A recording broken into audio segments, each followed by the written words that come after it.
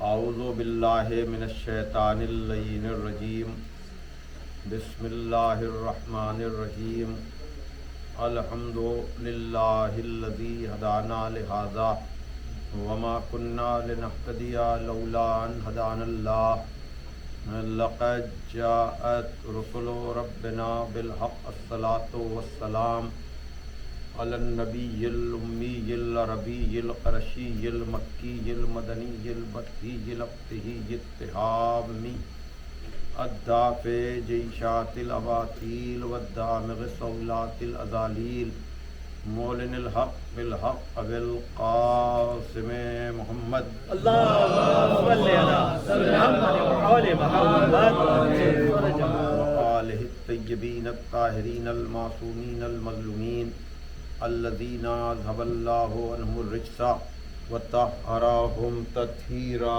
اللهم صل على محمد ولعنۃ اللہ علی اعدائہم اجمعین من الآن الی یوم الدین اما بعد فقد قال علی علیہ السلام ان اللہ بعث رسولا ہادیا بکتاب ناطق وامر قائم لا یہلک عنہ الا ہالک صلوات بھیجے اللهم صل على محمد وآل محمد وعجل فرجهم. بزرگان محترم و دوستان عزیز، دعوت ذوالعشیرہ سے کربلا تک کے موضوع پر ایک سلسلہ گفتگو آپ حضرات کے سامنے جاری ہے. گفتگو کا ذریعہ مولا کائنات غالب علی کل غالب مطلوب کل طالب حضرت علی ابن ابی طالب علیہ الصلوۃ والسلام اللهم صل على محمد وآل محمد وعجل فرجهم. زبان مبارک پر جاری ہونے والے الفاظ ہیں جہاں ارشاد ہو رہا ہے کہ بے شک اللہ نے مبعوث کیا رسول کو ہدایت کے لیے کتاب ناطق اور امر قائم کے ساتھ. ان چیزوں کے آ جانے کے بعد ہلاک نہیں ہوگا مگر وہ جس کی قسمت میں ہلاکت لکھی ہوئی ہے. کل آپ حضرات کے سامنے گفتگو ہو رہی تھی کہ غدیر میں جب بحکم خدا پیغمبر اسلام محمد مصطفیٰ صلی اللہ علیہ اللهم صل على محمد وآل محمد وعجل فرجهم. مولا کائنات کی ولایت کا اعلان کیا تو حارث ابن نعمان فہری جیسا نکل کر سامنے آیا اور اس نے کہا کہ یہ اپنی مرضی سے کیا یا خدا کی مرضی سے. تو کلمہ پڑھنے کے بعد بھی یہ کانسیپٹ کلیئر نہیں ہوا کہ نبی جو بھی کہتے ہیں حکم خدا سے کہتے ہیں، اپنی مرضی سے نہیں کہتے. یہ وہی لوگ تھے جنہوں نے کلمہ تو پڑھ لیا تھا لیکن رسالت ان کے ذہن و دل و دماغ میں اتر نہیں پائی تھی. اور اس طرح کے بہت سے لوگ، اس نے تو اعلان کر دیا لیکن اسی طرح کا انداز، بدلے ہوئے انداز میں ہم نے صلح حدیبیہ کے موقع پر بھی دیکھا ہو. اور اس بات کو شبلی نعمانی نے کتاب الفاروق میں ضبط کیا، تحریر کیا، اور بھی کتابوں میں، کہ پیغمبر اسلام صلی اللہ علیہ وآلہ اللهم صل على محمد وآل محمد وعجل فرجهم. جب خدا کے حکم سے فتح مکہ کے موقع پر اس سے قبل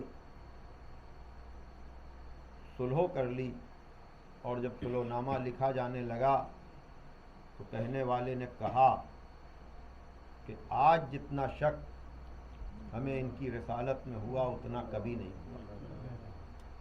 دیکھیے یہ ایک چیز بہت ہی واضح روشن ہو جانی چاہیے کہ خدا کے حکم کی مصلحت کو ضروری نہیں ہے کہ ہر آدمی ہر وقت سمجھ جائے. اس لیے کہ خدا کی نگاہ غیب کو سامنے رکھ کر تھوڑی سی کچھ باتیں میں اس حوالے سے آپ حضرات کے سامنے کرنا چاہوں گا، اور وہ یہ کہ دیکھیے، جب تک یہ پتہ نہ چلے کہ یہ حکم خدا ہے کہ نہیں ہے، اس وقت تک تو تحقیق کی اجازت ہے، لیکن اگر یہ پتہ چل جائے کہ یہ حکم خدا ہے،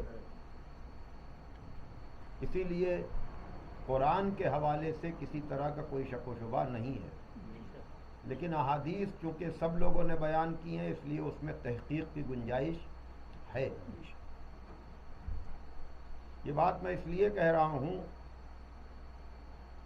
کہ کبھی کبھی ہمارے سامنے بھی ایسے مواقع آتے ہیں کہ کوئی چیز ہماری سمجھ میں نہیں آئی، تو وہاں تک تو آپ سوال کیجئے جب تک آپ کو یہ تسلی نہ ہو جائے کہ یہ حکم خدا ہے کہ نہیں ہے، لیکن جب یہ پتہ چل جائے کہ حکم خدا ہے تو اگر وقتی طور پر آپ کی سمجھ میں اس کی مصلحت نہ بھی آ رہی ہو تب بھی پر، کیونکہ حکم دینے والا حکیم ہے، اس کے حکم میں حکمت ہے۔ اور پھر میں آپ کو جناب آدم کی طرف واپس لے کر جاؤں گا کہ جہاں جناب آدم کو جب سجدے کا حکم ہوا تو دو آوازیں بلند ہو رہی ہیں، ایک ابلیس کی آواز ہے جو صاف صاف کہہ رہا ہے کہ میں اسے سجدہ نہیں کروں گا، اور ایک دبی دبی ملائکہ کی آواز ہے کہ کسے بنا رہا ہے، وہ جو زمین پر جا کر خوریزی کرے گا۔ تو آواز ملائکہ نے بھی بلند کی، لیکن جب پروردگار عالم نے ان کا ٹیسٹ لیا، امتحان لیا، اور وہ اس ٹیسٹ میں کامیاب نہیں ہو پائے تو اللہ نے کہا کہ جو میں جانتا ہوں وہ تم نہیں جانتے۔ وہ یہ کہہ رہے تھے کہ اسے بنا رہا ہے، چونکہ اس سے پہلے جو یہاں آبادی تھی، کہتے ہیں کہ وہ نسناس قوم تھی اور بہت زیادہ خوریزی کیا کرتے تھے، اور وہ سامنے تھا ملائکہ کے، اس لیے انہوں نے یہ بات کہی۔ لیکن یہ ملائکہ کا کمال ہے کہ جب ان کو اپنی اس کمی کا احساس ہوا، خاص کر ہجرت کی شب مولا کائنات جیسے محافظ رسول کو حکم خدا پر بستر پر سوتا ہوا دیکھ کر، تو ملائکہ نے ریئلائز کیا کہ جس نمائندہ پروردگار کو ہم خوریزی کا الزام لگا رہے تھے وہ تو حکم خدا و رسول کا اتنا مطیع اور فرما بردار ہے کہ طاقت ہوتے ہوئے سونے کو تیار ہے، تو اس کے مزاج میں خوریزی نہیں ہو سکتی۔ توجہ کیجئے گا، یہی وجہ ہے کہ وہ ملائکہ جو کل آدم کی خلقت کے موقع پر اعتراض کر رہے تھے کہ کسے بنا رہا، یہی ملائکہ احد کے میدان میں جب کسی کے لیے تلوار لے کر آئے تو لا فتح کا قصیدہ بھی پڑھا کہ لا فتح الا علی، لا سیف الا ذوالفقار۔ جبریل تلوار لے کر آ رہے ہیں، کون؟ ملائکہ کا سردار۔ توجہ فرمائیے گا بھائی، اللہ نے قرآن بھیجا، جبریل لے کر آئے، ٹھیک بات ہے، لیکن جب تلوار بھیجی جا رہی تھی تو اس وقت تو جبریل کو ہاتھ کھڑے کر دینے چاہیے تھے کہ معبود ہم خوریزی کو پسند نہیں کرتے ہیں، ہم سے ایک قرآن نہیں کئی قرآن بھجوا دے، لیکن تلوار تو ہمارے ہاتھ سے نہ بھجوا، اس لیے کہ خلقت آدم کے موقع پر ہم کہہ چکے ہیں کہ اسے بنا رہا ہے جو زمین پر جا کر خوریزی کرے گا، اور آج تو مجھی سے تلوار بھیج رہا ہے۔ اچھا ٹھیک ہے، جبریل تلوار پہنچا دو، لیکن چپکے سے دے کر چلے جاؤ، حکم حاکم پر عمل بھی ہو جائے گا اور تمہارا نظریہ بھی برقرار رہے گا۔ یہ تلوار کے ساتھ لا فتح کا قصیدہ کیوں پڑھ رہے ہو؟ سبحان اللہ۔ توجہ فرمائیے گا، تو جبریل جواب دیں گے پچھلی کمی کے احساس ہمیں ہے، لیکن جب ہم نے ہجرت کی شب دیکھ لیا کہ یہ وہ نمائندہ پروردگار ہے جو اپنی رضا کے لیے کچھ نہیں کرتا، جو بھی کرتا ہے خالق کے رضا کے لیے کرتا ہے، تو وہ پچھلا قرض ہمارے اوپر تھا، اس لیے ہم خالی تلوار نہیں پہنچا رہے ہیں بلکہ لا فتح کا قصیدہ پڑھ کے یہ بتا رہے ہیں کہ ہمیں خوریزی پر اعتراض نہیں ہے، لیکن علی جیسا ہاتھ بھی تو ہو۔ صلوات بھیجے محمد والے محمد،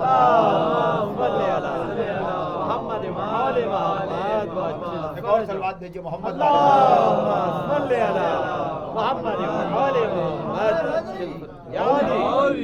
ایک صلوات بھیجے محمد والے۔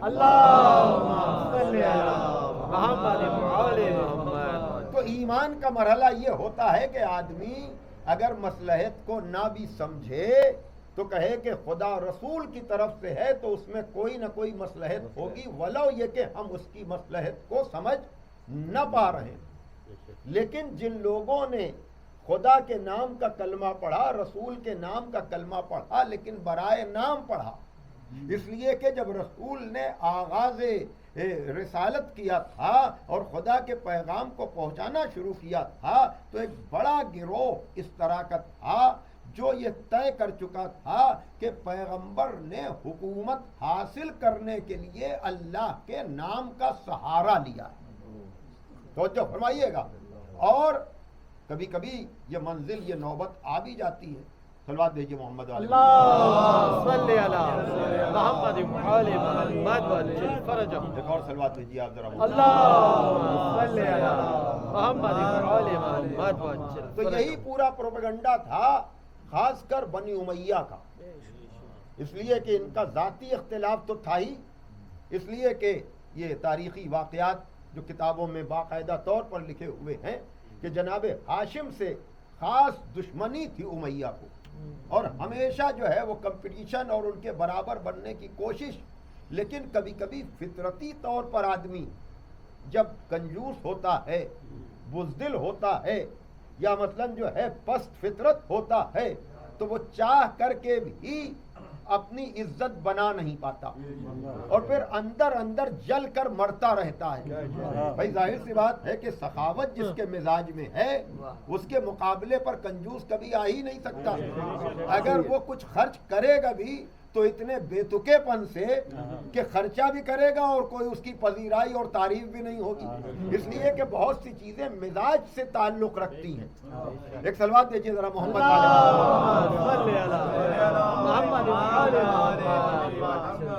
تو اس اعتبار سے یہ پروپیگنڈا ابو سفیان وغیرہ کا اس طرح کا تھا کہ یہ سب جو ہے انہوں نے صرف حکومت حاصل کرنے کے لیے ایسا کام کیا ہے، اور اس میں بہت سے لوگ جو ہے اس کے ساتھ فکری طور پر جڑتے چلے گئے۔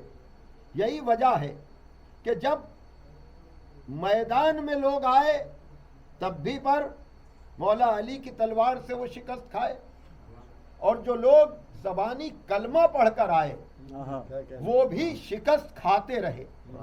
یعنی مولا علی سے دو طرح کے لوگ جو ہے وہ شکست کھا رہے تھے، میدان میں تلوار سے شکست مل رہی تھی اور اندرون خانہ کردار سے شکست مل رہی تھی۔ محمد والے دوہرا کام ہو رہا تھا، اور یہی وجہ ہے کہ جب مولا علی کے ہاتھ میں حکومت آئی تو ان دونوں کے وارثان جو ہے مولا علی کے مقابلے پر آئے۔ بتانے کی ضرورت نہیں ہے کہ کون تلوار سے شکست کھا رہا تھا اور کون کردار کی شکست کھا رہا تھا۔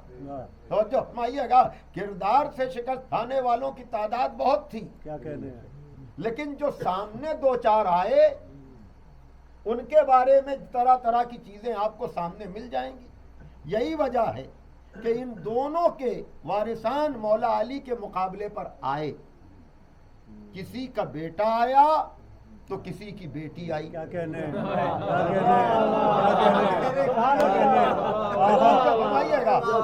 نے تلوار سے شکست کھائی تھی اس کا بیٹا صفین میں آیا، اور جس نے کردار کی شکست کھائی تھی اس کی بیٹی جمل میں آئی۔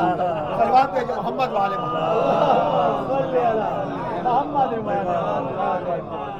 تو یہ مسئلہ بالکل کوئی بھی، لیکن یہاں پر جو سب سے زیادہ جس نے سازش کی ہے اور جس وجہ سے آج پاکستان میں ایک ہنگامہ ہے، اس لیے کہ بات یزید کے باپ اور یزید کے دادا کی ہے، اس لیے کہ یہ اتنا خراب کردار ہے اسلام کی تاریخ کا کہ کوئی بھی ذرا سا بھی اگر اس کے ذہن میں سچائی، صداقت اور امانت یعنی کامن سینس بھی ہے تو وہ اس کردار سے سوائے نفرت کے اور کچھ کر ہی نہیں سکتا، چاہے وہ ابو سفیان ہو، چاہے ابو سفیان کی بیوی ہو، یعنی ابو سفیان اور ہندا جگر خارا۔ لیکن کچھ لوگ ان کا احترام کرانا چاہتے ہیں کہ ان کی عزت ہو، اور ثقیفہ کی کارروائی کے ساتھ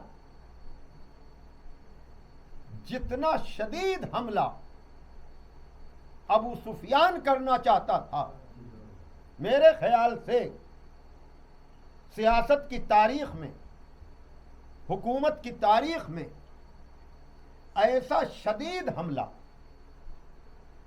نفسیاتی، سائیکالوجیکل کسی نے کسی پر کیا نہ ہوگا، اور ہمارا سلام ہو اپنے مولا پر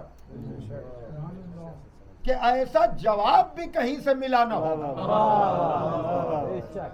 کل میں نے نہج البلاغہ کے تیسرے خطبے کی بات کی تھی کہ تمہاری یہ دنیا میری نظروں میں ریزش زکام گوسفند سے بھی کمتر ہے، لیکن آج میں ثقیفہ کے بعد کی اس کارروائی کو دیکھیے، ایک طرف تو ثقیفہ کے مسئلے کو جناب سیدہ نے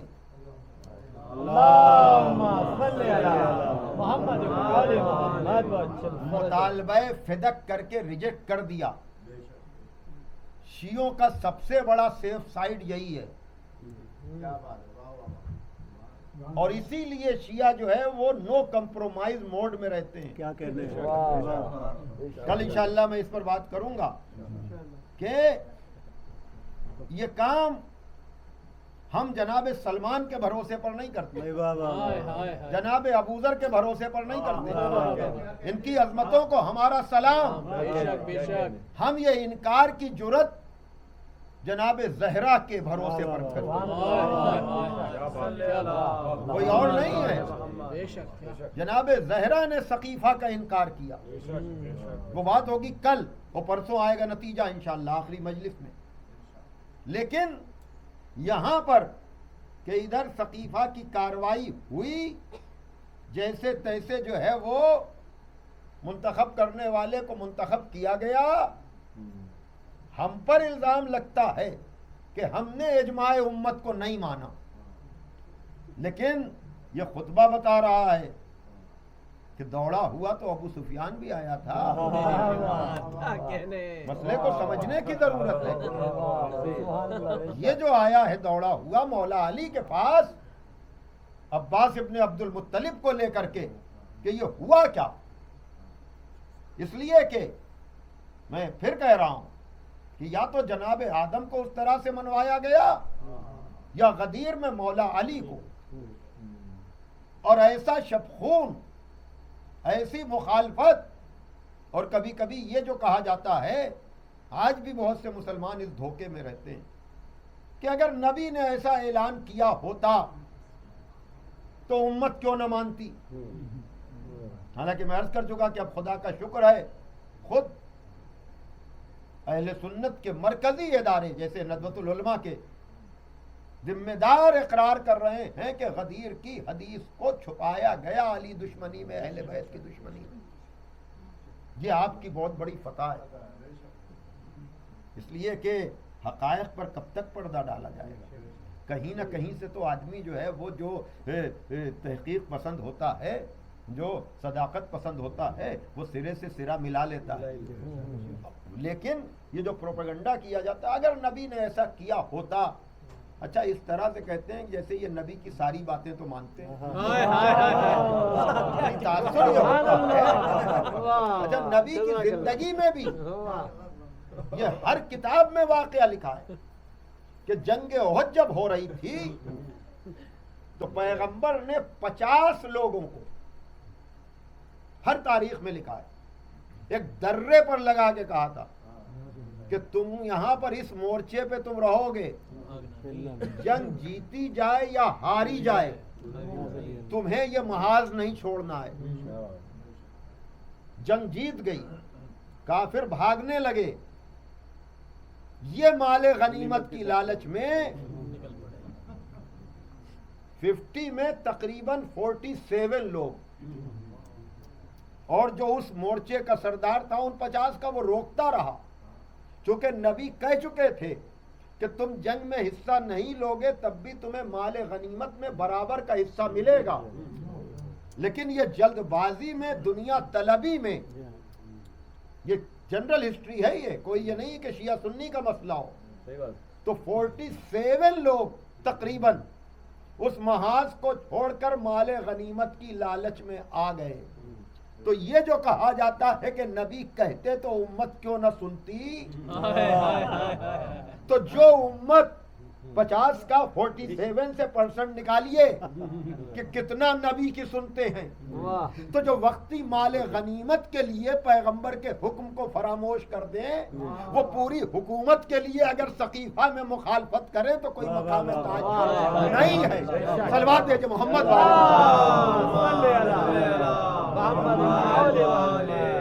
ایک اور صلوات دیجیے آپ محمد.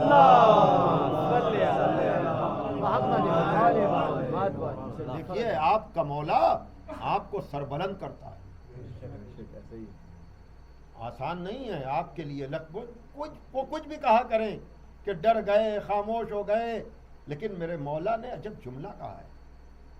شام کے حاکم نے ایک خط لکھا، اس خط میں لکھا کہ آپ ہم سے مقابلہ کرنے آ رہے ہیں، آپ وہی تو ہیں جن کے گلے میں رسی ڈالی گئی. مولا علی نے کہا کہ تو میری مذمت کرنا چاہتا تھا، تو میری برائی کرنا چاہتا تھا، تو سائیکالوجیکل میرے اوپر دباؤ بنانا چاہتا تھا، لیکن تو میری برائی کرتے کرتے میری تعریف کر بیٹھا. بڑی توجہ. کہ یہ بتلا کہ ایک مسلمان کے لیے حق پر ہوتے ہوئے مظلوم ہونے میں عیب کیا ہے. اس سے یہ پیغام ہے کہ ایسا نہ ہو کہ آپ کسی کا حق لے لیں. آپ کا کوئی حق لے رہا ہے تو تکلیف تو ہوگی، توجہ فرمائیے گا، لیکن شرمندگی نہیں ہوگی. دیکھ رہے ہیں آپ عزیزان محترم. تو یہ کہ جب کبھی ایسی طاقت و قوت آئے بھی تو وہ زیادہ امتحانی موقع ہوتا ہے. اور یہی وجہ ہے کہ مولا علی کی تعریف میں دارمیہ ایک عورت ہے جو مولا علی کی طرف سے جا کر کے جو مجروحین تھے یا جو زخمی لوگ ہوتے تھے یا محاذ جنگ پر، اس کو جو ہے معاویہ نے جو ہے مدینے آیا تھا اور اس کو خاص کر بلا کر کے بہت کچھ انعام و اکرام دیا، سرخ آنکھوں والے اونٹ دیے اور کشتی میں سجا کر کے زر و جواہر اور درہم و دینار دے کر کہا یہ بتلاؤ کہ علی تمہارے ساتھ کیسا سلوک کرتے. تو اس نے کہا کہ علی تو ایک سکہ بھی نہ دیتے، ایک دینار بھی نہ دیتے، ایک درہم بھی نہ دیتے. تو اس نے سوچا شاید یہ علی کی برائی کرے گی. کہا کیوں؟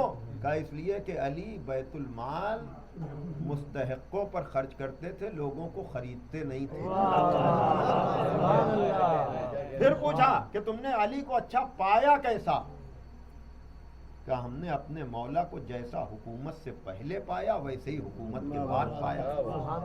دیکھ رہے ہیں آپ، یہ دو جملے کے قصیدے ہیں، لیکن گہرائی میں جا کر آپ دیکھیں تو چاہنے والے کیوں اپنی جان فدا کرتے ہیں. تو یہ موقع بھی 25 سال کی مولا علی کی خاموشی آپ کو کہیں شرمندہ نہیں کرتی. توجہ فرمائیے گا. تو بہرحال یہ مختلف جنگوں کا ہارا ہوا سقیفہ کی کاروائی کے بعد مولا علی کے پاس پہنچا اور کہا کہ اگر آپ تیار ہوں تو ہم مدینے کو گھوڑے اور پیادوں سے بھر دیں۔ میرے مولا نے اس وقت ایک جملہ کہا جو آپ سب کو یاد ہے کہ تو کب سے اسلام کا وفادار ہو گیا۔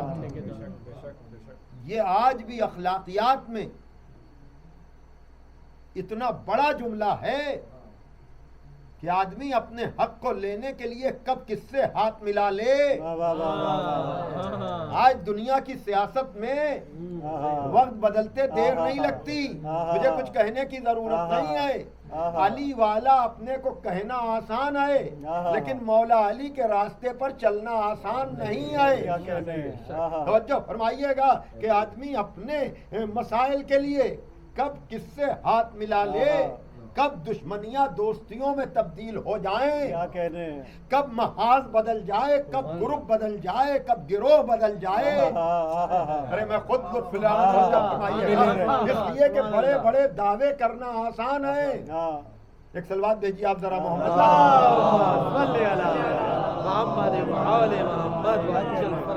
یہ بستی جانی پہچانی بہت ہے، یہ بستی جانی پہچانی بہت ہے، یہاں وعدوں کی ارزانی بہت ہے۔ یہ بستی جانی پہچانی بہت ہے، یہاں وعدوں کی ارزانی بہت ہے۔ شگفتہ لفظ لکھے جا رہے ہیں مگر لہجوں میں ویرانی بہت ہے۔ صلوات بھیجیے محمد والے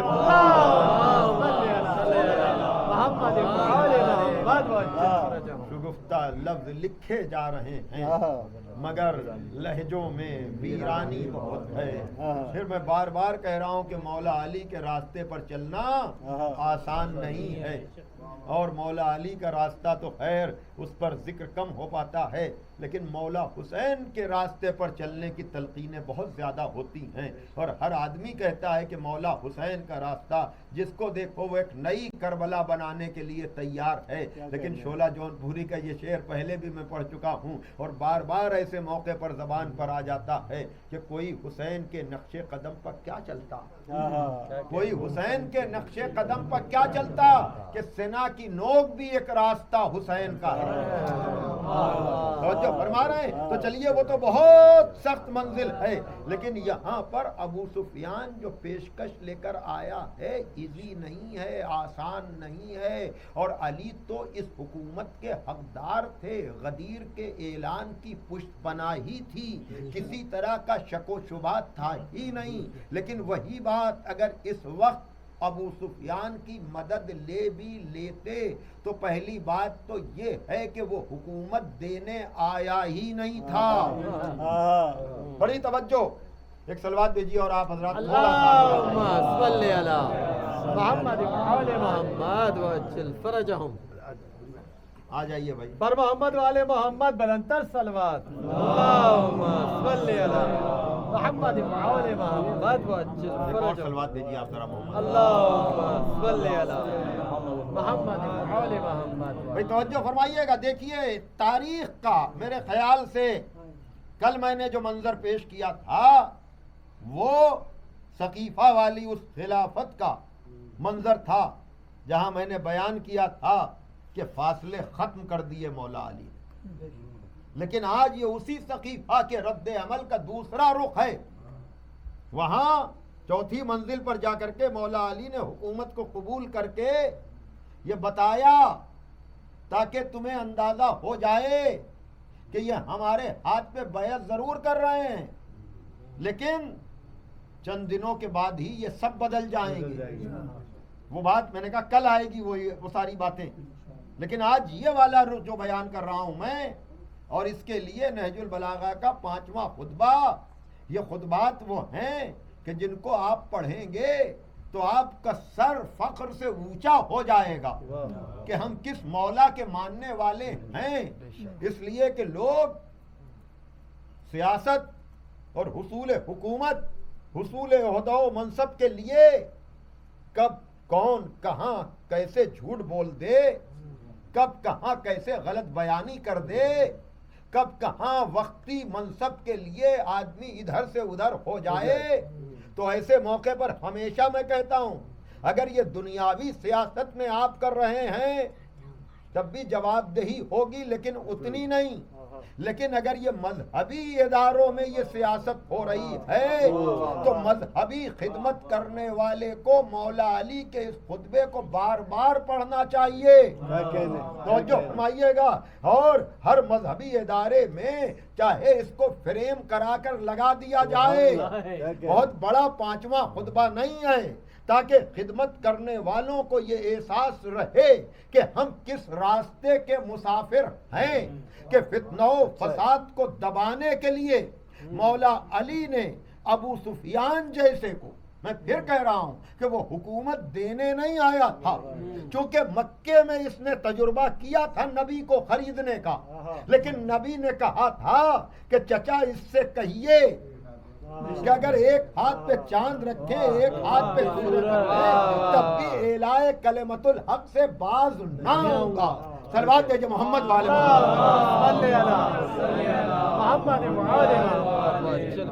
بھائی، آج 8ویں تقریر آ گئی اس موضوع پر، تو اب یہ اہم ترین تقریر ہے اس سلسلے کی، توجہ فرمائیے گا عزیزان محترم، کہ وہاں نبی نے خدا کی طرف سے دیے ہوئے عہدے، منصب اور مقام اور ذمہ داری کو ڈیفائن کیا ہے۔ یہ جملہ سرسری طور پر آدمی کہہ کر گزر جاتا ہے، لیکن پیغمبر اسلام نے جناب ابو طالب کے ذریعے کفار کے گروہ کو میسج دے کر بتا دیا کہ یہ حکومتیں کیا اگر 2 عالم کی حکومت بھی ملے تب بھی پر اعلائے کلمت الحق کے بدلے میں کچھ نہیں۔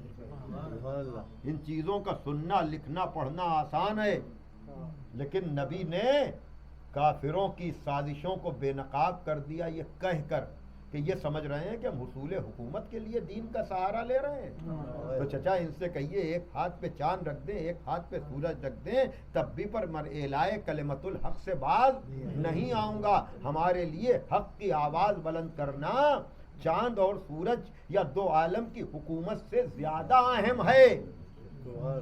تو یہاں بھی یہی معاملہ تھا کہ یہ دیکھنے آیا تھا کہ محمد کے بعد کوئی محمد کے مزاج والا ہے کہ نہیں۔ میں لطف لے رہا ہوں خود عزیزان محترم، پورے سلسلے کو ملائیے کہ ایسا جواب سوائے علی کے کوئی دے ہی نہیں سکتا تھا، اس لیے کہ نبی کہہ چکے تھے اول ما خلق اللہ نوری وانا والی من نور واحد، اللہ نے سب سے پہلے میرے نور کو پیدا کیا اور ہم اور علی ایک ہی نور سے ہیں۔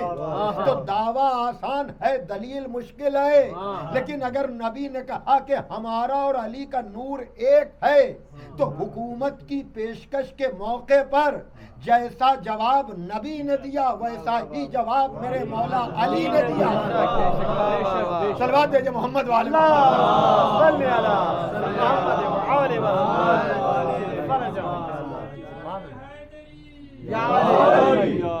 ایک اور صلوات دیجئے آپ محمد۔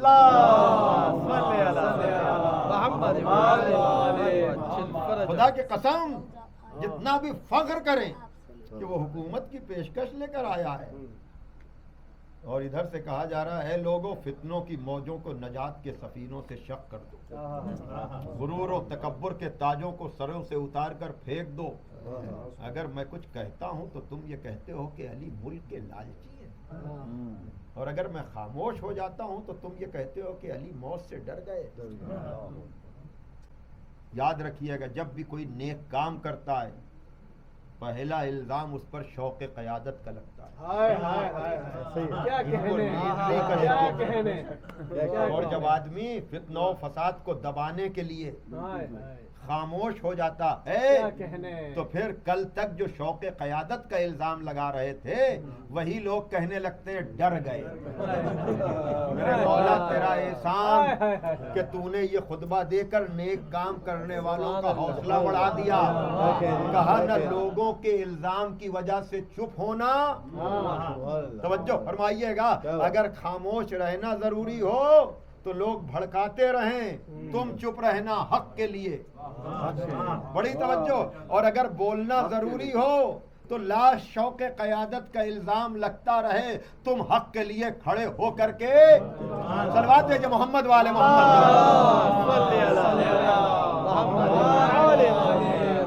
دیکھ رہے ہیں یہ نفسیاتی کتنے جوابات اس میں مل رہے ہیں۔ ایھا الناس شقوا امواج الفتن بسفن النجات، اے لوگوں فتنوں کی موجوں کو نجات کے سفینوں سے شق کر دو، وارجو طریق المنافرہ، منافرت کے راستوں کو ترک کر دو، وہ وضعوا تیجان المفاخرہ، اور غرور و تکبر کے تاجوں کو سروں سے اتار کر پھینک دو، اس لیے کہ اسلام کا مقصد سمجھے گا کون، اسلام کا مقصد جانے گا کون؟ یہ سجدہ خالی زمین سے پیشانی کے تصادم کا نام نہیں ہے، سرے پرغرور سے غرور نکالنے کا نام سجدہ ہے۔ صلوات بھیجے محمد والے محمد۔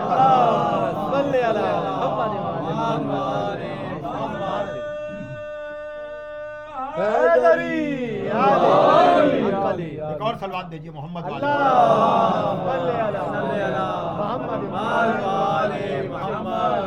وَإِنْ أَقُلْ يَقْدُرُ حَرَاسَ الْمُلْكِ، اگر میں کچھ کہتا ہوں تو کہتے ہو کہ علی ملک کے لالچی ہیں، اور اگر خاموش ہو جاتا ہوں تو کہتے ہو کہ علی موت سے ڈر گئے۔ وَاللَّهِ لَا ابْنُ أَبِي طالب آنَسُ بِالْمَوْتِ مِنَ الطِّفْلِ بِصَدْقِ الْأُمِّ، خدا کی قسم ابو طالب کا بیٹا علی تو موت سے اتنا مانوس ہے جتنا کوئی بچہ مقام شیر مادر سے مانوس۔ دیکھا آپ نے عزیزان محترم، اور پھر یہ جملہ جس پر کتنے اشرے پڑھے جائیں، کیا تم یہ سمجھنا چاہتے ہو کہ میں خاموش کیوں؟ تو بلن دمشت علی مکنون علم لو بوت بہی لا طربتم استراب الارشیہ فی طویل بعیدہ، میں ایسے رازہائے سربستہ سے واقف ہوں کہ اگر اس کا اظہار تم پہ کر دوں تو تم اس طرح سے کانپنے لگے ہوئے جیسے گہرے کنویں میں پڑی ہوئی ڈولوں کی رسیاں۔ گنجائش یہاں بہت ہے بیان کو آگے بڑھانے کی، لیکن میرا بیان محدود وقت میں تمام ہوتا ہے، اس لیے میں اس مزاج کی بات لے کر کے کربلا تک آپ کو لے جانا چاہ رہا ہوں۔ دیکھیے جنگوں میں اسلحوں کے ساتھ نفسیات اور سائیکالوجی کے بھی بڑا دخل ہوتا ہے۔ جی آیا تھا تاکہ نفسیاتی طور پر یہ کام کرے کہ ادھر علی قبول کریں، ادھر خانہ جنگی ہو، اور یہ خوش ہو، اور یہ کہہ سکے کہ ہم نہ کہتے تھے یہ بنی ہاشم کا حصول حکومت کے لیے سارا ڈھونگ ہے، لیکن میرے مولا نے ایسا خطبہ دے کر بتا دیا کہ تو مقصد کو سمجھ ہی نہیں سکتا۔ اور پھر اللہ کو مگر نبی اور علی کا یہ انداز استغنا اتنا پسند آیا کہ اے میرے نام پر چاند اور سورج کو ٹھوکر مارنے والوں، کسی نے مکے کی حکومت کو ٹھوکر مارا، کسی نے مدینے کی حکومت کو ٹھوکر مارا، اب بات تو جب ہے کہ جب چاند بھی تمہارے قبضے میں ہوگا، سورج بھی تمہارے قبضے میں ہوگا، بڑا بھائی اشارہ کرے گا تو چاند کے 2 ٹکڑے ہو جائیں گے، چھوٹا بھائی اشارہ کرے گا تو مغرب سے آفتاب پلٹے گا۔ بات ہے کہ محمد والے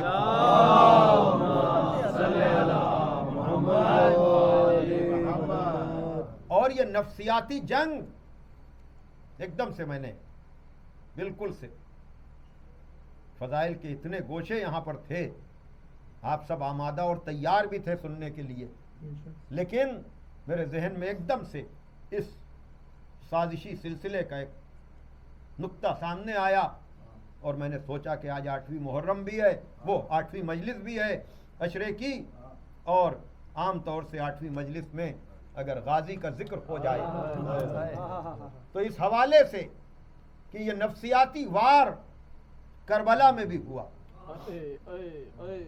اور یاد رکھیے گا کہ حجتوں کو تمام کرنے والا سلسلہ جو ہوتا ہے، تاریخ مرتب کرنے کے لیے کہ شمر، اب وہ تحقیق اور اس کا انکار، لیکن میرا انداز تھوڑا سا الگ ہٹ کر کہ اگر ہم طرف کی ہی بات کو مان لیں کہ خاندانی طور پر، تو خاندانی رشتہ داری کی وجہ سے وفاداری کا تعین نہیں ہوتا. اگر شمر ننیالی طور پر جناب عباس کے ننیالی قبیلے سے تعلق ہو بھی تو اس میں زیادہ صفائی دینے کی ضرورت کیا ہے؟ اس لیے کہ جب رسول کا چچا ابو لہب جو فرما رہے ہیں بھائی وہ تو چچا تھا، وہ تو نسبی رشتہ دار تھا، وہ تو جناب عبد المطلب کی اولاد تھا. تو اگر عبد المطلب کی اولاد نسبی رشتہ دار نبی کے خلاف ہو سکتا ہے تو اگر سببی رشتہ دار خلاف ہو بھی تو مقام تعجب کیا ہے؟ بڑی توجہ. میں اس رخ سے بھی کبھی دیکھیے آپ وہاں تبت یدا ابی لہب کیوں آیا؟ تاکہ یہ طے ہو جائے کہ یہاں وفاداری دیکھی جاتی ہے، رشتہ داری نہیں دیکھی جاتی. اور یہ جو ہنگامہ مچا ہوا ہے بل کے نام پر، یہ اصل میں یا تو ابو سفیان کو بچانے کی کوشش ہے جن کو تلوار کی مار پڑی، یا ام المومنین کو بچانے کی کوشش ہے. توجہ فرمائیے گا. لیکن سوال یہ پیدا ہوتا ہے جنگ جمل کے بعد جس کے خلاف مولا علی نے تلوار چلائی، آپ کا معیار کیا ہے؟ اپنے معیار کو تو پہلے طے کیجئے. آپ ہم سے یہ کہہ رہے ہیں کہ اصحاب رسول کے خلاف اگر زبان چلائی تو آپ کا جرم قابل سزا ہے. تو ریورس گیئر میں بھی جائیے، الٹا بھی تو چلائیے معاملے کو کہ اگر کوئی صحابی کے خلاف آج زبان چلائے وہ تو قابل سزا ہے، تو علی کو معصوم امام نہ صحیح کیا صحابی بھی آپ نہ مانیں گے؟ بھائی توجہ فرمائیے گا. بھیا اگر صحابی کے خلاف کوئی زبان چلائے وہ تو قابل سزا ہو، اور جو علی کے خلاف تلوار چلائے اس کے لیے امت کے علماء کا فتویٰ کیا ہے؟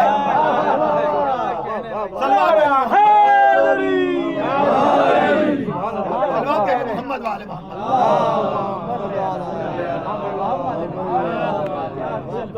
فرمائیے گا. تو یہاں پر معاملہ یہ ہے کہ شمر عام تاریخوں میں یہ لکھا ہے امان نامہ لے کر آیا، یعنی وہی چیز دیکھیے وہی جو نفسیاتی وار ابو سفیان کرنے آیا تھا ویسا ہی نفسیاتی وار کربلا میں شمر کرنے آیا.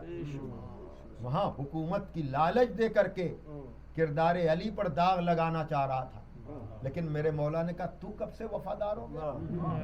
تاریخی جواب دیا، 5ویں خطبے کی شکل میں موجود ہے. اور عباس علی ہی کا تو بیٹا ہے. بھائی توجہ فرمائیے گا. وہاں حکومت کو ٹھوکر ماری، یہاں امان نامے کو ٹھوکر ماری. اور میں اس منزل پر کہتا ہوں کہ جو انداز مدینے میں مولا علی نے اپنایا تھا، اشارہ خالی کر رہا ہوں ورنہ بہت وقت چاہیے ہے اس مضمون کو پڑھنے کے لیے، لیکن سلسلہ آپ کے ذہن میں ہے، اشارے سمجھ جائیں گے تو میں آپ کا شکر گزار ہوں گا، ورنہ اپنے بزرگوں سے پوچھ لیجئے گا کہ یہ اشارہ کیا تھا. اور وہ یہ کہ لوگ آئے ہیں جناب زہرا کے پاس کہ یا علی ہم رسول کی بیٹی سے گفتگو کرنا چاہتے ہیں، ہم اپنی صفائی دینا چاہتے ہیں، ہم نے سنا ہے کہ وہ ناراض ہیں. تو دیکھیے مولا علی مزاج دان زہرا تھے، وہ جانتے تھے کہ زہرا انہیں لائق کلام و سلام بھی نہیں سمجھتے. سنیے گا.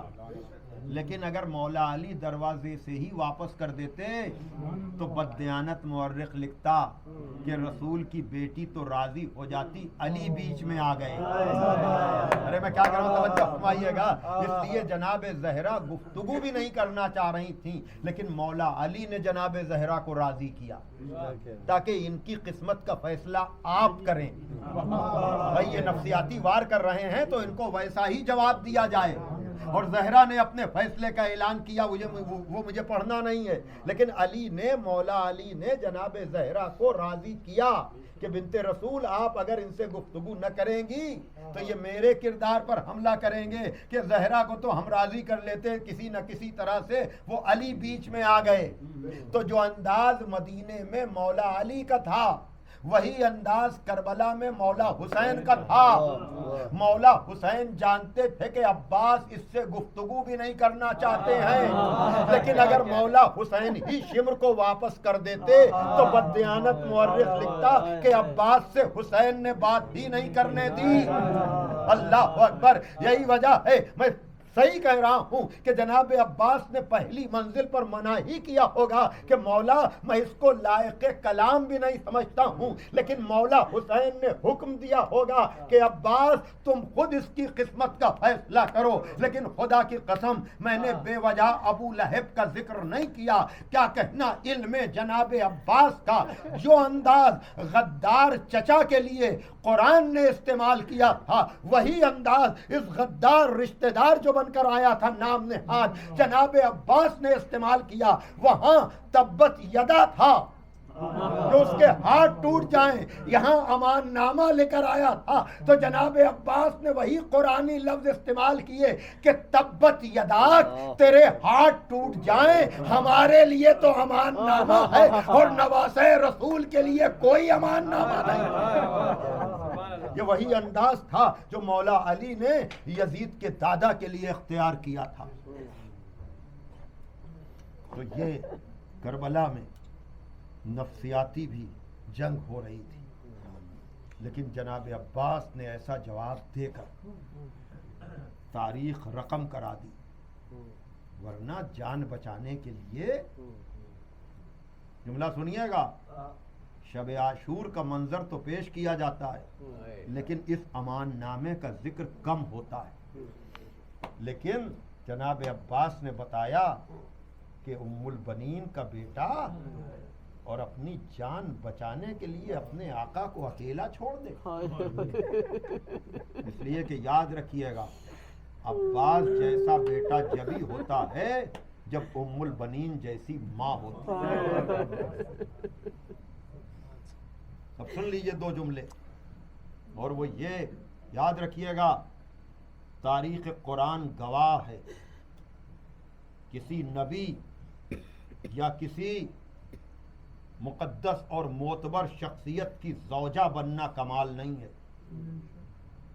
اگر نبی یا امام یا کسی مقدس شخصیت کی زوجہ بننا کمال ہوتا تو نوح اور لوط کی بیوی کو قرآن جہنمی نہ کہتا۔ کہا نبی کا ساتھ رہنا بھی انہیں جہنمی ہونے سے نہیں بچا پایا۔ تو نبی کی زوجہ ہونا کمال نہیں، کسی بڑی شخصیت کی زوجہ ہونا کمال نہیں، ہاں نبی یا کسی بڑی شخصیت کی ماں ہونا کمال۔ اسی لیے مجھے کہنے دیجئے کہ جناب ام البنین کے لیے خالی شرف یہ نہیں ہے کہ وہ علی جیسے امام کی زوجہ ہیں، بلکہ شرف کی بات یہ ہے کہ وہ عباس جیسے بیٹے کی ماں ہیں۔ اللہ اکبر! یہ شرف ہے جناب عباس کا۔ جزاکم ربکم۔ آپ کی آوازیں بلند ہو گئی ہیں۔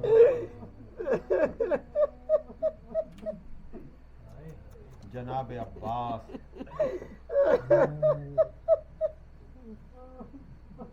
ماں نے کہا تھا کہ بھائی نہ سمجھنا، غلام سمجھنا۔ ماں نے ساری زندگی کنیزی کی، چلتے وقت کہا تھا عباس دیکھو کہیں ایسا نہ ہو کہ تم اور تمہارے بھائی بچ جائیں اور آقا حسین قربان۔ خداوند عالم آپ کی دلی مرادوں کو پورا کرے۔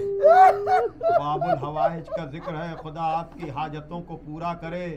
حاضرین مجلس، بانیان مجلس کی دلی مرادیں پوری ہوں۔ دکھے ہوئے دل سے لوگ آئے ہوئے ہیں، دلی مرادیں ہیں لوگوں کی خداوند عالم آپ کو کوئی غم نہ دے سوائے غم حسین کے.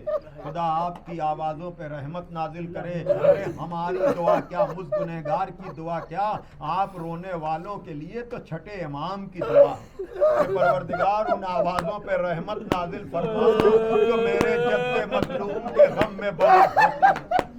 اور وہاں بھی رونے کا لفظ نہیں ہے، آوازوں کا لفظ ہے. چاہے یہ گریے کی آواز ہو، چاہے وہ ماتم کی آواز ہو، چاہے وہ مرثیے کی آواز ہو. جزاکم ربکم. ہاں عزادارو، بڑے خلوص سے آپ اس عشرے میں آتے ہیں، دور دور سے لوگ آتے ہیں. کربلا جانے کی تیاری ہو رہی ہے، 40 کے لیے لوگ اپنے کو آمادہ کر رہے ہیں. اے کربلا جانے والوں، مجھ حقیر فقیر کبھی سلام لے کر میرا بھی پیغام پہنچا دینا. چاہے شام کوئی جا رہا ہو تو بی بی سکینہ، بی بی زینب، اللہ اکبر. اور اگر کربلا جانا تو ساری زیارتوں کے ساتھ اطراف کی زیارت میں ایک مقام ہے جس کے لیے بتایا جاتا ہے کہ مولا حسین نے اس مقام پر آ کر کے پسر ساز سے گفتگو کی. جزاکم ربکم. پسر ساز سے آ کر کے گفتگو کی تھی. مرثیوں میں بھی ہے اور تفصیل کے ساتھ ہے کہ طے یہ پایا تھا کہ مولا حسین جب گفتگو کرنے کے لیے جائیں گے تو ان کا بیٹا ساتھ جائے گا اور ادھر سے پسر سعد آئے گا اور اس کا بیٹا ساتھ آئے گا. لیکن جب مولا حسین علی اکبر کو لے کر چلنے لگے تو پیروں کی آہٹ محسوس کی. پیچھے مڑ کر دیکھا کہ عباس چلے آ رہے ہیں. مولا حسین گھوڑے سے زمین پر آئے کہ عباس تمہیں تو پتا ہے کہ طے یہ پایا ہے کہ وہ آئے گا اور اس کا بیٹا آئے گا اور میں جاؤں گا اور میرا بیٹا جائے گا. جناب عباس نے ہاتھ جوڑ دیے، کہا آقا اس کا غلام بھی تو آ رہا ہے. یہ کیسے ہو سکتا ہے کہ اس کا غلام تو اس کے ساتھ آئے اور آپ کا غلام آپ کے ساتھ. جزاکم ربکم. ہاں عزادارو، آپ نے گریہ کیا، آپ کی آوازیں بلند ہو گئی. اب ذرا اندازہ لگاؤ جس عباس نے اس طرح سے حق غلامی ادا کیا، اس عباس کی شہادت پہ مولا حسین کا عالم کیا ہوا ہوگا. یہی وجہ ہے کہ ادھر جناب عباس نے آواز دی، آقا میرا آخری سلام. ادھر حسین نے کہا الان انکسر ظہری، ارے میری کمر ٹوٹ گئی. جزاکم ربکم. لاش عباس پر پہنچے، سر کو زانو پر رکھا، کہا عباس جاتے جاتے ایک خواہش میری پوری کر دو. ساری زندگی تم نے مجھے آقا کہا ہے لیکن جاتے جاتے ایک مرتبہ مجھے اپنا بھائی کہہ دو. بھائی بھائی کہتے ہوئے چلے گئے لیکن وصیت کر دی تھی کہ لاشے کو خیمے میں نہ لے جائیے گا. لاشے کو چھوڑا، علم کو لے کر چلے. اب جو بی بی سکینہ نے دیکھا علم آ رہا ہے، کہا بچوں کو دیکھو میرا چچا آ رہا ہے، میرا چچا آ رہا ہے. خدا کسی کی ایسی آنکھ نہ توڑے. جب علم قریب آیا قدموں سے لپٹ گئی. علم تو آیا، علمدار نہیں آیا. کہا میرا چچا کا ترائی کے کنارے بازو کٹا کر علم خیمے میں گیا. ماتم واہ عباسا، واہ مظلومہ، واہ عباسا. الا لعنت اللہ علی القوم الظالمین. سیعلم الذین ظلموا ايُّ منقلب ينقلبون. ماتم حسین.